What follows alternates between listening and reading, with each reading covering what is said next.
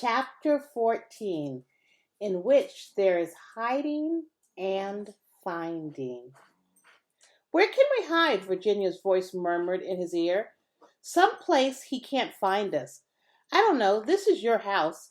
Barely, she muttered, and pulled Ravini by the hand toward the backyard. Darkness hadn't come completely yet, but it was well on its way. The first sprinkle of stars glowed dimly, and the moon was just rising over the pine trees. Around them, Virginia's brothers and sisters were darting and dashing, looking for their own hiding spots. Winnie and Benjamin sprinted away hand in hand before diving down into the bushes at the yard's edge. Ravini could still hear from the front porch the sound of Colt counting down. Soon he'd come looking. How about down by the creek? Virginia asked. No, up there, he pointed. There was a trellis climbing up the back wall of the house next to the chimney. The vines were overgrown and wild, but the wood looked strong, and it rose up beside the shadow-cloaked roof of the back porch. Virginia went first, clambering quickly up the frame. The trellis shook, but it held, and when she stepped off onto the porch, Ravini followed. Soon he was pulling himself onto the rough shingles. They wriggled over against the wall under a dark window, one of them lying on either side of the porch roof's peak, so that they were face and face in the shadows of the eave, invisible. Beneath them, the grass was silver with moonlight. Ravini smiled when he saw Annabelle crouched in the middle of the yard behind a bird bath much too small to conceal her.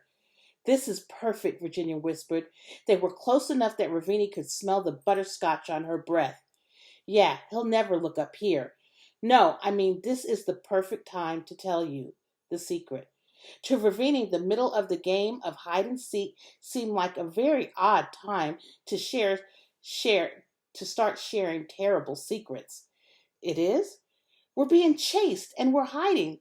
It's the perfect time. You'll see. She gave him a long look, eyes wide, mouth tight. Tristan won't be happy if he finds out I told you, Ravini thought about Virginia's older brother. He clenched his clenched jaw and smoldering eyes. Then why are you telling me? Virginia frowned. The first time we met, we both said that we weren't looking for friends. You were lying. She took a big breath, let it out. Well, guess what? So was I. I haven't had a friend in forever, almost. We moved too much. But I see other kids with friends. How they look out for each other, how they trust each other, how they share secrets. That's what friends do, right? Ravini, who had watched all the same things, nodded. It looks wonderful to not be alone like that. Shouldn't I have that too? Ravini, who had felt all the same things, nodded. I have lots of brothers and sisters, Virginia said, her voice scratchy and low, and I love them more than anything, but I don't have any friends, and a person can get tired of things always being the way that they've always been, Rav. This was true. This was a truth that she didn't have to tell to Ravini. I'm never alone, Rav, but I'm always lonely. She took another breath. I don't feel lonely when I'm with you, though. Ravini's skin tingled at those words.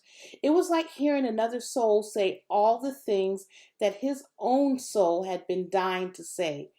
And perhaps that's all our souls are ever really looking for. Another soul they don't feel lonely with. I know I can't have a friend, not a real one. It's not safe.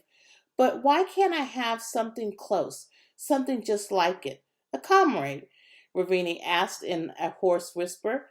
Virginia half smiled and with half her mouth for half a second. A comrade. I always wanted a comrade. I want to have a comrade to trust, to share secrets with. And I pick you, Ravini Foster. I pick you. Ravini's soul soared on the wings of those words. Okay, you ready for the secret then? Because once you're in on the secret, there's no going back for either one of us. You should know that I'm ready. In the world below them, there was the pounding of bare feet on grass, gasping breaths of someone running, someone seeking. But on the roof, there was only the gravity of Virginia's eyes and the weight of her whispered words. Us kids, she said, all of us dearings, we don't have a mother, and we don't have a father. What do you mean? I mean, just what I said. There aren't no grown-ups with us. What are they? On a trip or something? Or we don't have them at all. No father off to work, no mother home with a headache. It's just us by ourselves, always. We don't have any parents, Ravini. You mean you're all alone? You're orphans? Virginia's eyes clouded. No, we're not alone. We have each other. And we're not orphans. We're a family. Ravini's mind tried to make sense of what she was saying. It failed. Below them, a triumph call of, I got you, echoed through the night. So, your brothers and sisters and you, his question stumbled too many places for it to go. We're not really brothers and sisters, not blood-wise, except for Winnie and Benjamin. But you all have the same name, Virginia whisper snorted. What, Deering? That's just what Tristan picked at this time. We have a different name in every town. There's only one real thing we call ourselves. Virginia hesitated for just a moment. Then she motioned with her chin, and Ravini wiggled up closer so his chin was next to hers, their cheeks nearly touching. Her breath was warm on his ear. We call ourselves the ragabonds. Goosebumps rose on Ravini's arms. Virginia said that word like it was powerful, like it was the most secret of secrets. But then, a click and a flash, the spell was broken. The window beside them glared bright with electric light. Virginia and Ravini jumped. Tristan was standing in the window, his jaw tight. Come inside, he said, his quiet voice. Tristan, Virginia stammered. Come inside, he said again, now. Ravini started to slide back toward the trellis, his stomach in his throat and his heart hammering. I'm sorry, he said. I'll see you later, Virginia. No, Tristan said, his voice stopping Ravini like a chain on a dog's neck. Inside, now, both of you. Come back for chapter 15.